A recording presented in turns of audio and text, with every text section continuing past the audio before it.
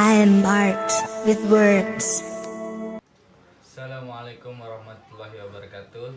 Perkenalkan, nama saya Raden Yogi Maulana Firmansyah dari kelas Hukum Tata Negara G1 Fakultas Hukum Universitas Mataram tahun ajaran 2020-2021. Hukum tata negara memiliki asas-asas. Yang pertama, asas kedaulatan rakyat. Yang kedua, asas negara hukum. Yang ketiga, asas negara kesatuan. Yang keempat, asas permisahan dan pembagian kekuasaan. Dan yang kelima, ada asas kekeluargaan. Berikut dari pengertian tersebut. Pengertian asas hukum tata negara. Yang pertama, kedaulatan adalah kekuasaan tertinggi untuk menentukan hukum yang tertinggi yang berlaku dalam suatu negara. Kedaulatan rakyat adalah kekuasaan tertinggi untuk menentukan hukum yang tertinggi dalam negara adalah rakyat melalui wakil-wakilnya dan pemimpin yang dipilih oleh rakyat. Asas kedaulatan rakyat dapat disamakan dengan asas demokrasi, dan demokrasi adalah pemerintah dari, oleh, dan untuk rakyat.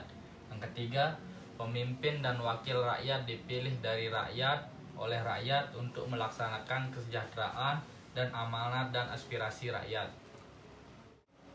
Dasar hukum kedaulatan rakyat dibagi menjadi dua tahap. Yang pertama, peramandemen Undang-Undang 1945 dan pasca amandemen Undang-Undang Dasar 1945.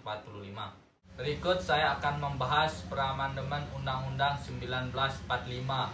Yang pertama, pasal 1 ayat 2 Undang-Undang 1945, kedaulatan berada di tangan rakyat dan dilaksanakan sepenuhnya oleh Majelis Permusyawaratan Rakyat.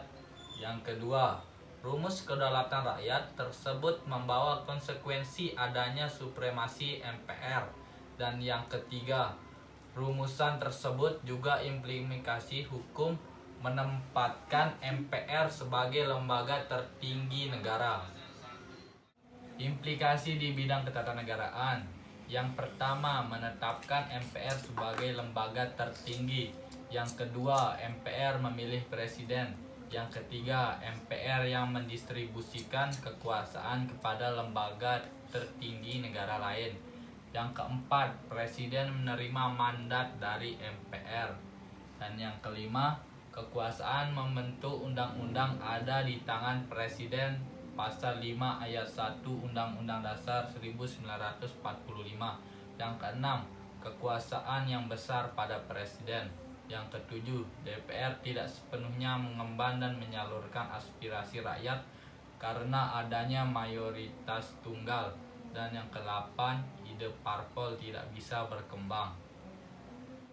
Selanjutnya saya akan membahas dasar hukum pasca amandemen Undang-Undang Dasar 1945.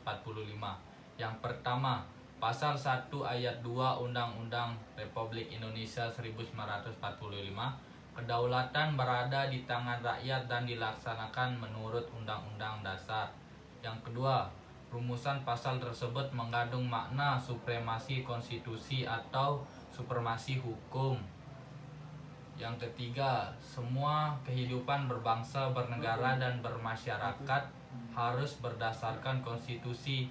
Dan yang keempat, karena supremasi konstitusi dan kehidupan ketatanegaraan yang berdasarkan konstitusi, maka konstitusi harus dikawal agar tidak dilanggar. Dan yang terakhir, kalau ada penyelenggara konstitusi, maka lembaga yang bertindak untuk menegakkan penyelenggaraan adalah Mahkamah Konstitusi.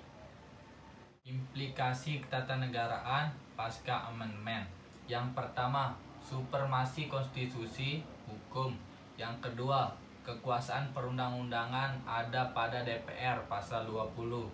Dan yang ketiga, dibentuk Mahkamah Konstitusi sebagai pengawal konstitusi. Yang keempat, MPR bukan lagi lembaga tertinggi negara.